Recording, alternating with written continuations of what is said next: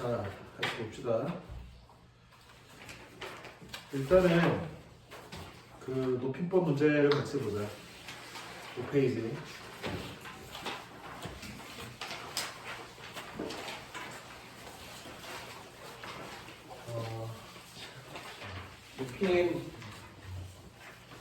높임법은 세 가지로 나누지.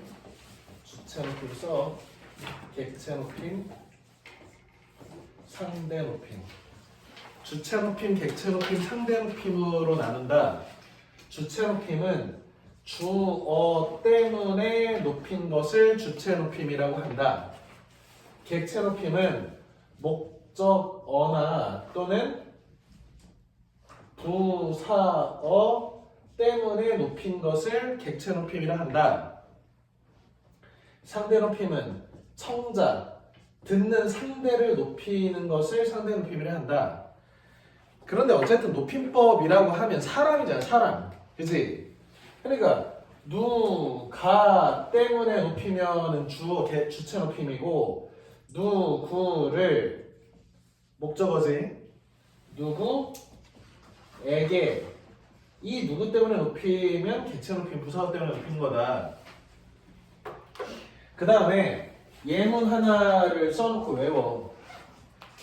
아버지, 어머니께서 선생님을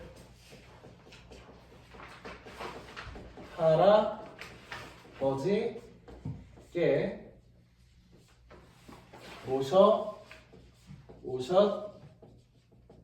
오셨습니다. 아버지, 어머니께서 선생님을 할아버지께 모셔오셨습니다. 요 예문 하나를 외워서 분석을 해보라고. 그래야 안 까먹어. 그러면 여기에서 어머니는 주어지.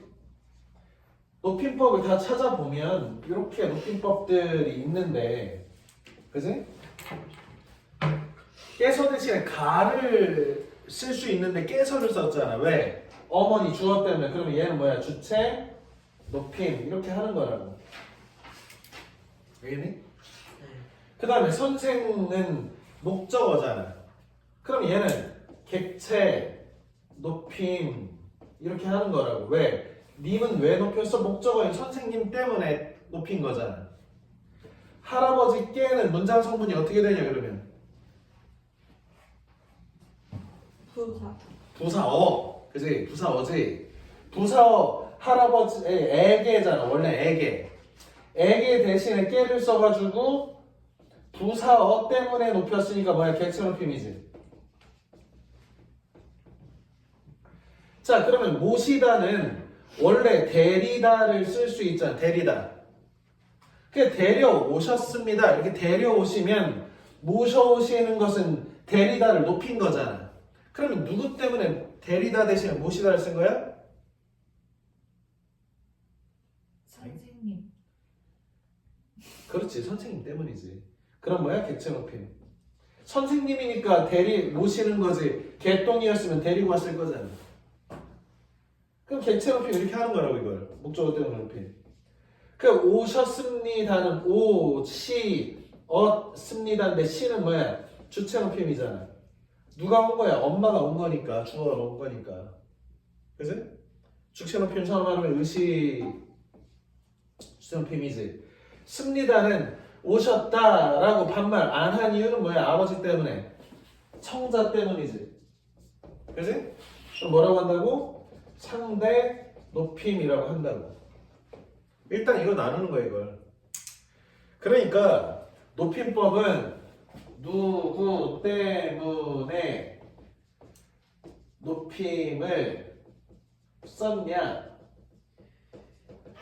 이 질문을 던져야 된다고. 누구 때문에 데리다 안 쓰고 모시다 누구 때문에 썼냐 이걸 찾아야 되는 거예요. 그게 주어면 주체, 목적어나 부사어면 객체, 청자, 듣는 사람 때문이면 상대 높임이다 이렇게 하면 된다고.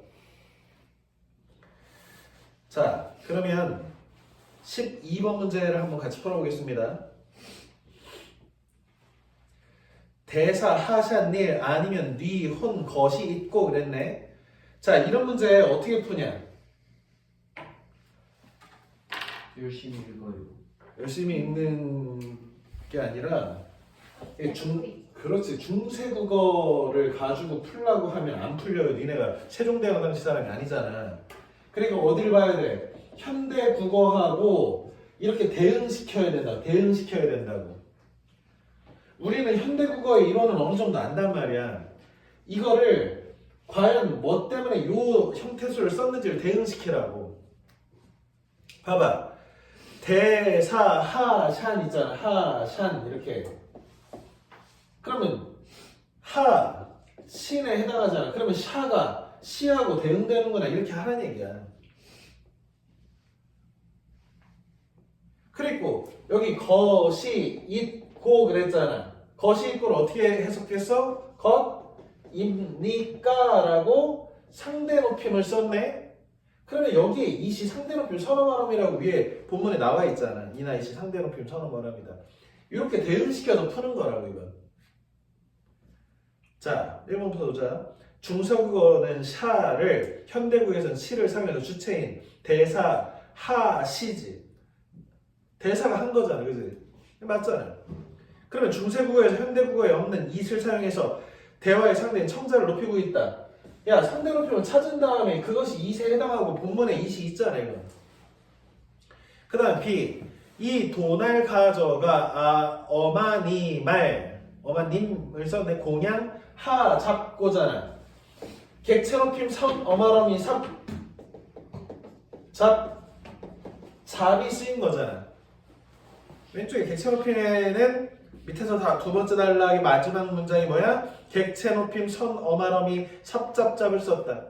다시 말하면 목적어나 부사어를 높이려면 뭘 쓰는 거야? 삽잡잡을 쓰는 거야. 봐. 그러면 어머님을이잖아.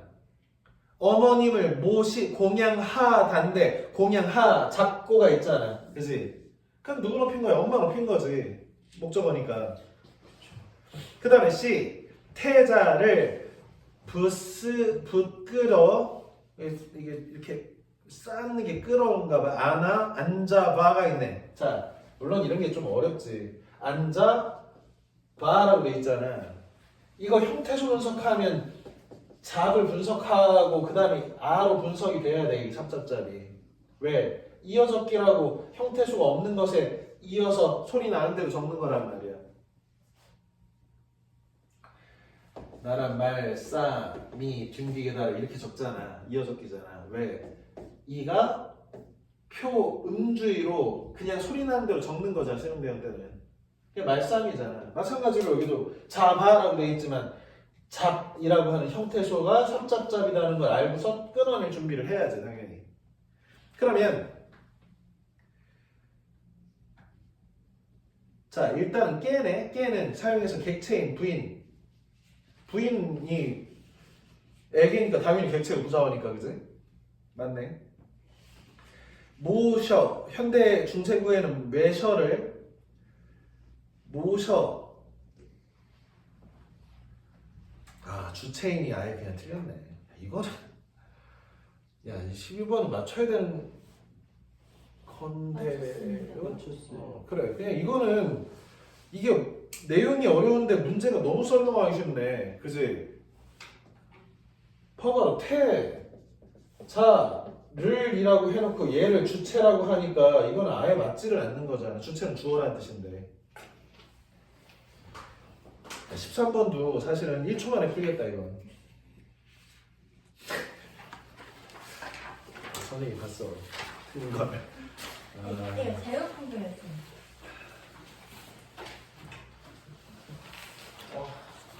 자, 6페이지 문학글 봅시다.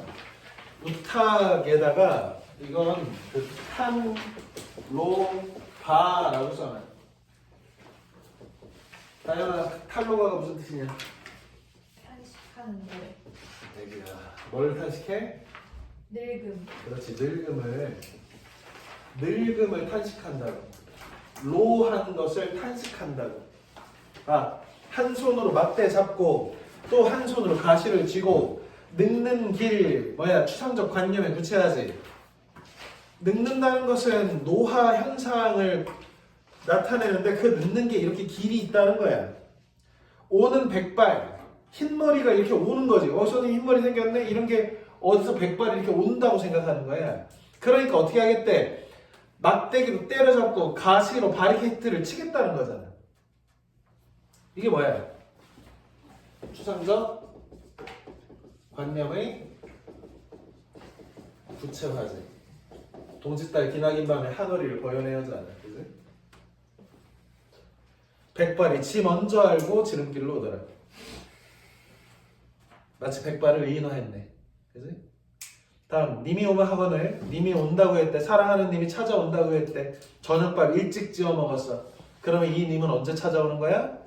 밤에 찾아오는 거야, 밤에. 중문 나서 대문 나가. 중문은 뭐야? 여자의 공간인 규방, 내방, 사창, 옥창으로 들어가는 문이지. 대문을 나섰어. 어때?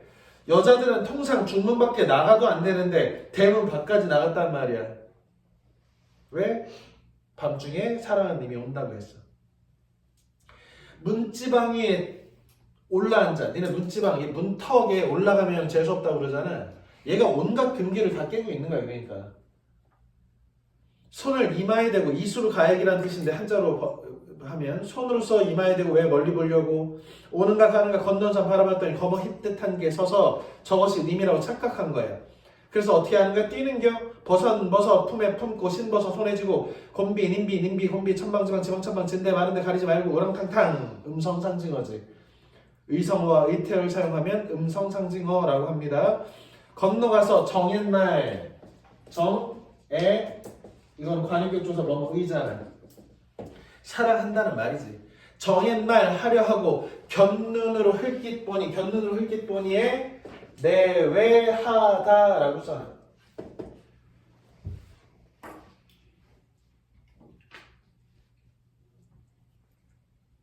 예진아, 내외하는 게 뭐냐? 몰라요. 그래서 남녀가 서로 마주 보지 않은. 예전에는 내외한다라고 하는 거야. 내외는 어떻게 하는 거냐면 남자 여자가 서로 얼굴 마주 보지 않아. 이렇게. 니네 점순이 나오는 봄봄이라는 소설 보면 봄봄에 그 대리 사유로 있는 내가 지금 노동 착취를 당한단 말이야. 우리 장인한테. 장인도 점순이하고 너 3년 동안 우리 농사 잘 져주면 점순이랑 결혼시켜줄게. 그래서 그 점순이, 그 동백구 점순이 그 같은 작가야. 그런데 이 점순이가 자기도 이 남자하고 결혼하고 싶은 거야, 빨리. 그래가지고 맨날 밥 이렇게 조용히 갖다 주고 딴 데 보고 있다가 다 먹으면 들고 가고 이렇게 하다가 그날따라 가서 어떻게 하는 거야? 딴 데 보면서 밤낮 일만 할 텐가 이런단 말이야. 뭐 하는 거야? 결혼하자는 얘기야. 결혼하자. 너 빨리 독촉, 우리 아버지 수염이로 채 잡아가지고 빨리 결혼하게 해달라. 쫄라라. 이렇게 부추기는 거야. 그 얘기를 어떻게 해? 원산 바라보면서 밤낮 일만 할 텐가. 이렇게. 왜? 내외해야 되니까. 남녀는 서로 얼굴 안 봐야 되니까. 오케이? 지금 뭐 하는 거냐? 막 미친 듯이 달려간 거야. 사랑하는 님이 온다고 바깥으로. 진대 많은데 가리지 않고. 그러면서 어떻게? 옆으로 서가지고 내외하는 거지. 그런데 견누로 밟더니 어때? 작년 7월 사흘날 껍질 벗긴 주추리 3대. 우리 모시옷에 있는 그 섬유를 3에서 뽑거든. 린넨이야, 린넨. 린넨 대가 살뜰이도 날 속였구나. 얘가 뭐야? 얘가 님인 줄 아는 거야. 그러니까 살뜰이도 밑줄 치고 반어법이라고 써야 돼. 알뜰 살뜰하게 속였다는 겨. 알뜰 살뜰은 좋은 거잖아. 절약하는 거잖아. 모쳐라 감탄사입니다. 모쳐라 감탄사 알아도 이런 거야. 밤이었기에 망정이지 행여 낮이었던들 남 웃길 뻔하였다. 뒤쪽에 문제 있잖아. 이 나 밤이었기에 망정이지잖아. 다행이다. 그지? 겉으로 보면 표면적으로는 어떻습니까? 실수담이지. 나의 실수담이야. 그런데 이면적으로 보면 님에 대한 그리움, 간절한 그리움 같은 게 드러나는 사설시조네. 다는 어떤 내용입니까? 논빼미에서 가을에 추수를 앞두고 있으니까 참새가 막 와가지고 이 곡식 털어먹는데 이 참새 쫓는 애들, 더벅머리 애들 시켜 참새를 쫓고 있으니까 내 생각에 참새가 연민이 들었잖아. 불쌍했잖아. 그래서 어떻게 했어? 내 그 오뚜기 하나 갖다 놓고 애들 와봐라. 그리고 니네 싸움해라. 아, 씨름해라. 내 상품 줄게. 그래가지고 열심히 씨름하고 하면서 어떻게 됐다는겨? 참새 배불리 먹였다는겨. 거기 마지막 달로 한번 봅시다. 자, 결국 마지막 한 놈이 이겼다. 나는 씨름의 패회를 선언하고 우승자에게 오뚜기를 주었다. 참새들은 그동안 배가 불렀을 것이다. 이거 하려고 한 거지. 이거 하려고. 왜? 참새 너무 불쌍해서. 이리하여 나는 천석군의 벼 2대를 횡령하고, 천석군이 뭐야? 1년에 남자가 먹는 그 밥의 양을 한 석이라고 해. 이거 천석군, 만석군이 어마어마한 재벌이야. 그 중에 2대를 내가 횡령했대. 왜? 그동안 2대 정도 참새가 먹었을 거니까. 그 다음에 재산의 7전가량을 손하였다, 손실을 봤다. 이건 왜 손실 봤어? 오뚜기값. 그렇지, 오뚜기값. 1000마리 참새들은 오늘 밤 오래간만에 배부른 꿈을 꿀 것이다. 이거 하려고 한 거잖아. 그래서 야, 그래봐. 오늘 하루는 내가 이렇게 임기응변으로 네 배불리 먹여줘서 나는 참 마음이 좋다. 불쌍했는데. 17번 같은 경우에는 뭐 그냥 간단하게 풀어야죠. 8번이요. 18번 보자. 피곤한 날개를 통해 아이들의 회방으로 인해 앉을 자를 찾아 헤매는 무슨 맞네. 흑사병 같다. 참새를 내쫓는 소리에 참새들의 위험 맞지요? 패스트 같은 거니까. 애놈들도 고달플 것이다. 쌀알 하나 못 먹게 참새를 쫓아내는 처지를 측은하게. 맞잖아 이것도. 아유 얘네들도 고생하네. 너 그거 한 거지 뭐 지금. 네. 그렇지. 뭐 이러면 안 돼. 씨름들 해라. 야 그런데 이거는 너무 많이 나왔잖아.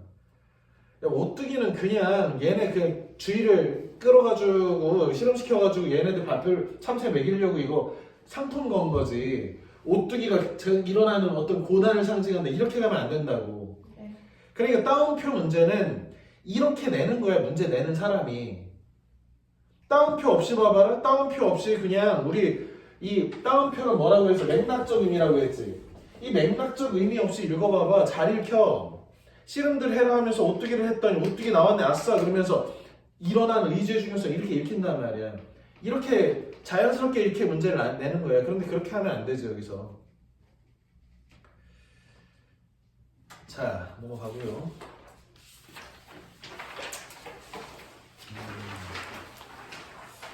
이 아드로노 이것도 재미있지요. 아드로노 이거 너무 재밌지 않나? 너무 재밌는데. 자 13페이지 시를 보자. 나희덕 시인 충남 논산의 자랑입니다. 그 복숭아 나무 곁으로 너무도 여러 겹의 마음을 가진 그 복숭아 나무 곁으로. 자 우리 지시어가 이, 저, 그가 있잖아. 이는 어디야? 가까운 거지. 그는 이렇게 저는 먼 거고 그도 먼 거잖아, 그지? 그래 그 복숭아 나무 곁으로 나는 왠지 가까이 가고 싶지 않았습니다. 승들의 서승의 경어체네. 존댓말 쓰면 경어체입니다. 왜? 복숭아는 너무 여러 마음을, 복잡한 마음을 가진 존재여서 괜히 가고 싶지 않아. 흰 꽃과 분홍 꽃을 나란히 피우고 서 있는 그 나무는 아마 사람이 앉지 못할 그늘. 이 그늘은 플러스야 마이너스야? 마이너스지. 그 마이너스 그늘을 가졌을 거라고 멀리로만 지나쳤을 뿐입니다. 멀리로는 뭐야? 시적 대상인 그 복숭아 나무와 나와의 거리감이지. 나는 멀리서 봤어. 멀리서 봐가지고 쟤 사람 못 앉을 이상한 그늘이 있네. 아유 저 그늘이 있어서 안 갈 거야. 이렇게 한 거지. 흰 꽃과 분홍 꽃 사이에 수천의 빛깔이 있다는 것을 나는 그 나무를 보고 멀리서 알았습니다. 이제 어때? 지나치면서 봤더니 얘는 흰 꽃, 분홍 꽃 말고도 수천의 빛깔의 그 꽃들을 가지고 있구나라는 것을 시간을 경과하면서 알게 됐네. 인식이 변하지? 눈부셨다는 거야. 얘 찬조도 바뀌잖아. 시척하자의 태도가 바뀌잖아. 그래서 처음에는 못 앉을 것 같아. 그랬더니 이제는 눈부시다고 생각했어. 피우고 싶은 꽃빛이 너무 많은 그 나무는 그래서 외로웠을 것이지만 이렇게 수천의 빛깔을 피워낸 어떤 존재라면 그늘이 있을 수밖에 없겠다. 그치? 우리가 어떤 목표를 향해서 딴 사람들이 꿈꾸지 않은 수천 개의 빛깔을 꿈꾸면서 막 가다 보면 거기에 막 몰두하고 있는 사람은 곁에 누가 막 이렇게 있기가 힘들지. 그 사람 내면에 그늘이 있을 수 있지. 그래서 외로웠을 것이지만 그래도 얘도 외로운 줄도 몰랐을 거라는 거야. 자신의 어떤 수천의 빛깔을 피우겠다는 희망과 열망 때문에. 그 여러 겹의 마음을 잊는데 참 오래 걸렸습니다. 그러지. 타자는 지옥이라고 하잖아. 우리 모르는 사람 마음 어떻게 읽냐 알아가면서 그 마음 알아가고 이해가면서 이해도 안 되고 싸우기도 하고 막 이러면서 조금씩 알아가는 게 겨우 알아가는 것이지. 알 수도 없지. 내 마음도 잘 모르는 남의 마음 어떻게 하냐. 흩어진 꽃잎들 어디 먼데 닿았을 무렵 이제 어때? 꽃잎을 피웠지? 야, 이 나무가 진짜 복숭아 나무 얘기하는 것이 아니겠지. 그지? 이 복숭아 나무 같은 사람은 어떤 사람일까? 자기 집중해서 여러 개 피우려고 하다 보니까 주변에서 볼 땐 그늘이 있다고 생각해서 안 다가오고 외롭지. 하지만 외로운지도 몰랐지. 그런데 이제 꽃잎들을 다 피우고 어디 꽃잎들이 닿아버렸대. 그럼 뭐야? 다 꽃잎이 떨어진 상태잖아. 인간이라면 어떤 상태야? 자신의 목표를 이루고 은퇴하고 하는 그런 인생의 만년의 시기지. 그지? 자기 목표를 이루고 다 내려놓는 사람이잖아. 조금은 심심한 얼굴을 하고 있는 그 복숭아 나무 그늘에서 얘는 어디 있어 이제? 그 복숭아 나무 그늘에 앉아있지. 이 그늘은 플러스야 마이너스야? 이때는 플러스지. 그지? 그렇지. 나는 그 그늘 아래서 이제 곁에서 있는 거야. 얘를 이해하고 얘 옆에서. 그 그늘이 처음엔 사람 모단지 그늘이라고 생각했다가 지금은 나의 햇빛을 가려주고 안식과 위안을 주는 그런 그늘이 되는 거지. 가만히 들었습니다. 저녁에 오는 소리를. 또 치네요. 이 저녁은 뭐 하루의 저녁일 수 있지만 뭐 인생의 만년을 상징한다고 볼 수 있죠. 복효근 잔디에게 덜 미안한 날. 왜 잔디한테 덜 미안한지 봅시다. 천변 개천가에 냇가에 잔디밭을 밟고 사람들이 걷기 운동을 하자. 이것도 청유영엄이 이러면 안 되지. 하니까 이거야. 연결어미야. 잔디밭에 왜 줄기 길이 생겼다. 어쩌나 잔디가 밟혀 죽을 텐데 라고 내 걱정 아랑곳 없이 가라마같이 길이 나고 그 자리만 잔디가 모두 죽었다. 그래서 미안했나봐 잔디한테. 그지? 근데 제목은 뭐야? 덜 미안하게 됐네. 오늘 새벽도 사람들이 그 길을 걷는데 멀리서도 보였다. 죽은 잔디싹들이 사람들의 몸속에 푸른 길을 내고 살아있는 것이 죽은 잔디가 어떻게 사람 몸속에서 기생하나? 푸른 잔디의 것이 아니라면 저 사람들의 말소리가 저렇게 청량하랴 뭐야? 서리법이지. 무슨 얘기야. 사람들이 이렇게 다녀가지고 잔디가 죽었어. 그래서 아유 잔디 미안해 불쌍해 그랬는데 여기 걸어다니는 사람들을 멀리서 보면서 스쳐가다 뭘 느꼈어? 잔디 죽은 게 아니구나. 이 사람들 몸속에 살아있구나. 왜?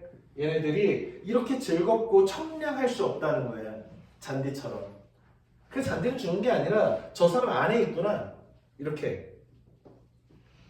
그래서 조금 덜 미안했나 봐. 안 죽은 거니까. 그지? 그런데 싱싱한 걷는 사람들의 웃음소리, 얘기소리에서 싱싱한 풀꽃 냄새가 난다. 표현 방법 뭐야? 청각의 후각화, 공감각적 심상, 감각의 전이잖아. 야, 목소리에서 냄새가 나면 병원 가봐야지.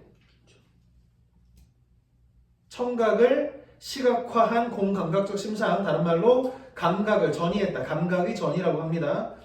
그제서야 나는 깨달았어. 잔디가 죽은 게 아니고 사람들에게 길을 내어주고 비켜서 있거나 아예 사람들 속에 꽃피고 있음을 안다. 나 이거 깨달았어. 잔디 죽은 게 아니구나.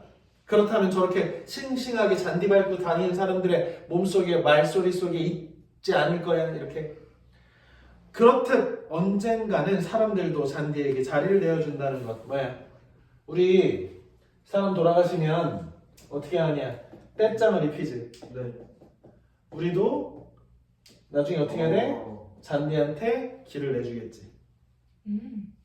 그런 뜻이었구나. 그리고 언젠가 우리들도 잔디 우리가 이거 밟았잖아. 밟고 신나게 다녔지. 우리도 얘네가 우리에 위해서 이렇게 잘할 거예요. 이런 거죠. 자, 여기 질문 있나? 35, 7 있나? 자, 넘겨.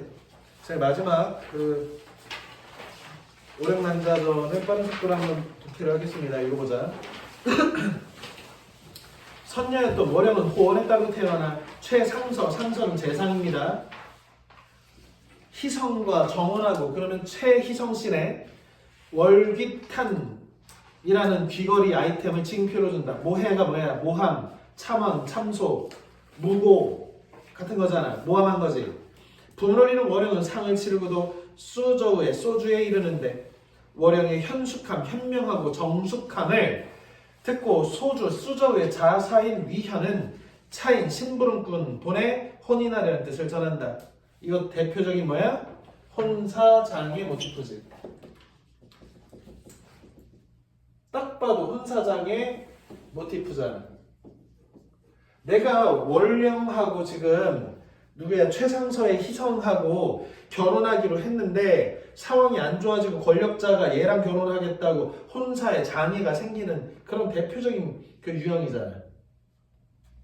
보자. 남자의 말씀이 그런지라 이제 남자 부모 친척 없고 천리 원정의 최생이 누구겠어? 그러면 최희성이지.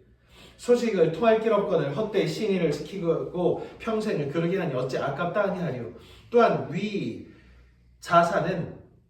위현은 청춘의 부귀영화 일국 우리나라 진동하니 이제 남자 결혼하여 빛난 가문의 아름다운 부인 돼서 생남생녀 뭐야 아들 낳고 딸 낳고 부귀영화 누리다가 백년해로 뭐야 백년을 함께 늙는다는 뜻으로 부가 함께 평생 행복하게 사는 거야. 네. 위로 부모 제사를 받들고 아래로 평생을 온전케 할 것이니 어찌 즐겁지 아니하리요.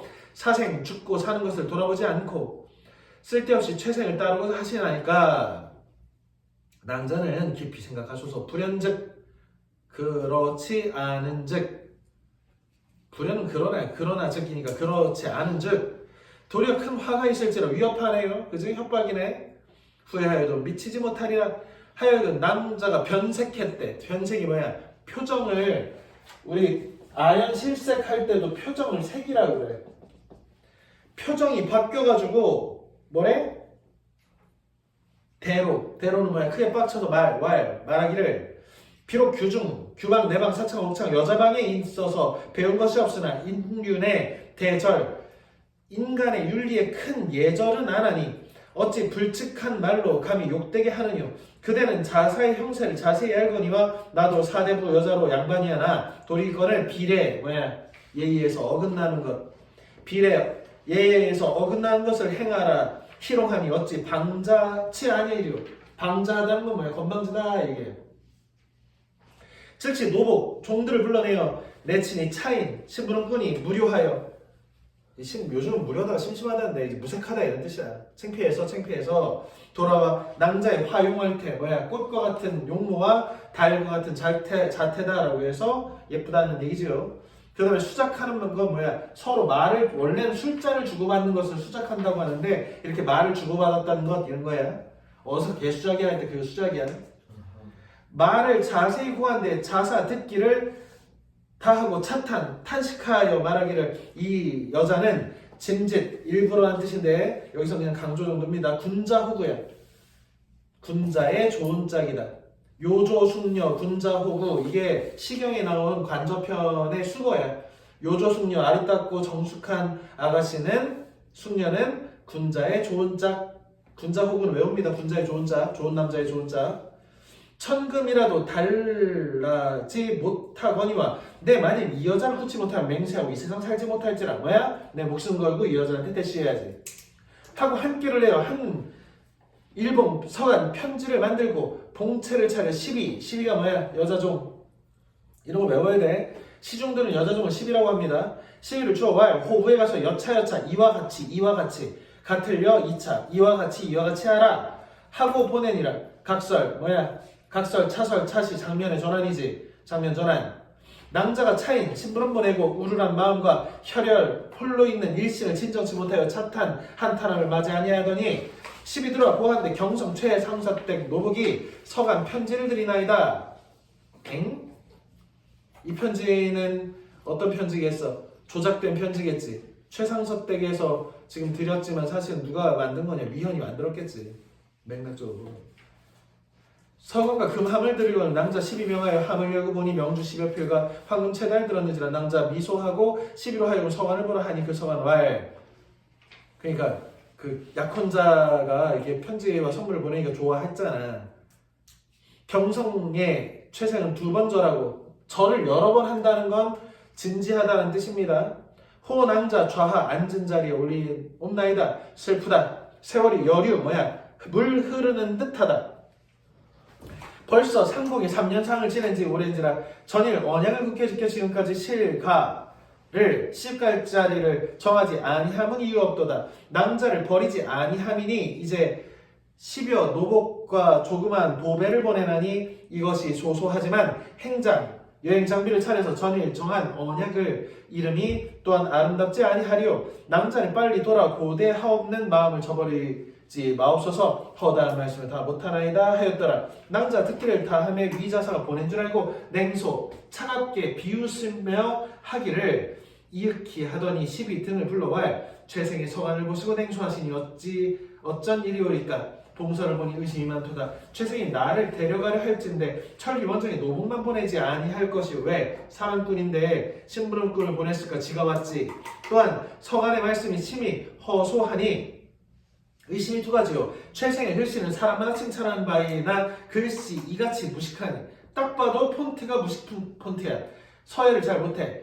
이 의심이 3가지요. 나의 월기탄은 보내지 아니었으니 정표도 오지 않았어. 아이템도.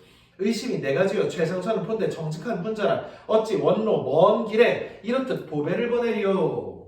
그치? 의심이 5가지라 이는 위자사가 나를 반드시 속이고자 하는 일이라 어찌 경솔히 발행하리요. 유보와 시미 등이 이 말을 듣고 탐묵함을 맞이 아니하여더라. 거의 코난이지 코난. 낭자 즉시 봉서를 받아 다마 그 노복으로 금백 채단을 도로 금함에 넣어 보내니 그 노복 하직하고 가는지라. 각설 장면의 전환. 이때 자사 묘한 계고를 내어보내고 내념 속마음으로 생각하되 내 비밀스러운 계획과 계획은 유식한 남자로 속을진데 또한 어리는 어리석은 여자가 어찌 의심할 바가 있으리요. 하하 속겠지. 기다리더니 문득 노복이 헛되이 오음을 듣고 대경 깜놀해서 발을 구르며 문왈 말하기를 네 어찌 됐냐. 여차여차하기로 가져왔습니다. 실패. 우리 등은 위 자사의 명을 받아 낭자를 모시러 왔사오니 낭자는 바삐가 신축하니야 불현즉 그렇지 않은즉 이 비수 아래 칼 아래 놀란 혼백이 될 것이니 이제는 칼 들고 들어왔네. 그지?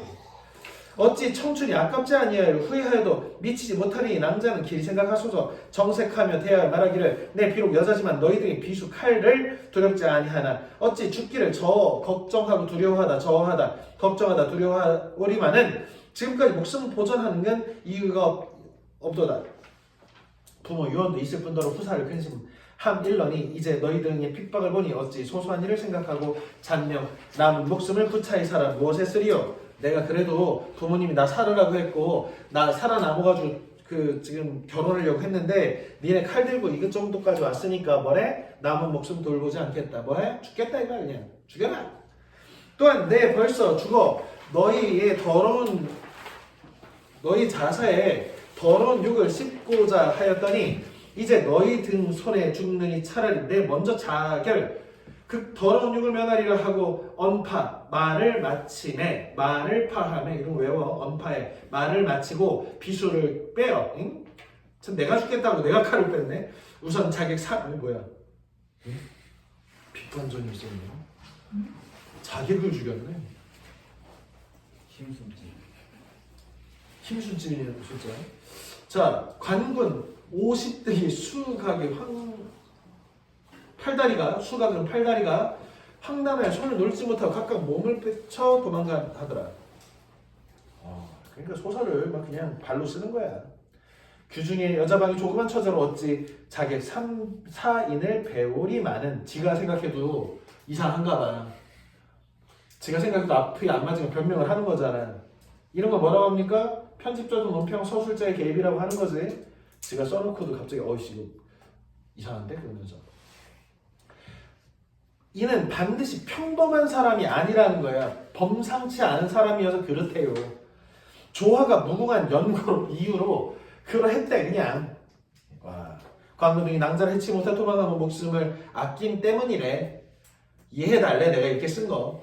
남자 관군들을 물리치고 인하여 자결하는 채 하니 관군등이 몸을 감추어 그 남자 하는 거등을 보고 자사에게 돌아오니라. 이때 남자 계기로서 관군을 물리치고 노복 등을 불러 자기에게 주검은 뭐야? 시체. 자사 부중에 버리고 오너라 하거늘 노복 등이 그 경상을 보고 대경 크게 놀라서 말하기를 이 어찌된 신체오며 남자는 어찌하여 살아계시니까 남자 소 웃으며 말하기를 지금 여차여차였다 내가 죽였다 하거늘 노복 등이 남자의 의견과 담대함을 하래 축하의 예를 하더라.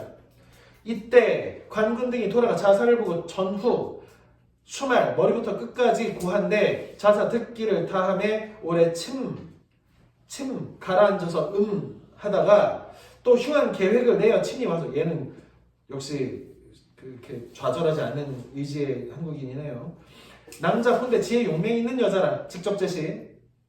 자사의 흉기를 심작하고 일변 한편으로 남자의 복장을 잇짓고 상복을 지으며 초상을 치르게 한 후에 거짓말을 내어할 호남자 병이 읊어 깊이 들어 만분 위중타하니라. 자사 듣고 허실을 진짜인지 가짜인지 탐지하더라. 남자 가만히 유부와 시비를 사인 신분꾼을 데리고 금안이라 하는 골로 가서 남자 옷 입고 부모 친구를 찾아 의식고자 할 때 노복을 불러와 오래지 않아 자사가 올 거니까 이렇게 해라. 너희들은 화를 면하라. 이 지금 노복등도 화를 피할 방법까지 알려주네요. 친절하게 하고 각각 이별 후 남복을 개차 고쳐서 착용하고 월야 달 밝은 밤을 타서 그만 땅으로 달아나니라. 발로 쓴 소설이네요. 자 여기 질문 없나? 네. 42번. 자 꿈과 현실이 교차 없고 서술자 아이고 이건 있잖냐. 그 아까 그 서술자 이거 우의적이 뭐야? 우의적 알레고리 뭐야? 동물이나 사물에 빗대어 그렇지. 우화적. 이소무화 같은 거 있잖아. 이게 우의적인 이야기를 우화라고 하는 거야. 우의적이다라고 하면 사물이나 동물에 빗대는 이소무화 같은 거 있잖아. 요의 심포도 같은 거. 알겠지? 자 오늘 수업 여기까지 하겠습니다. 여기다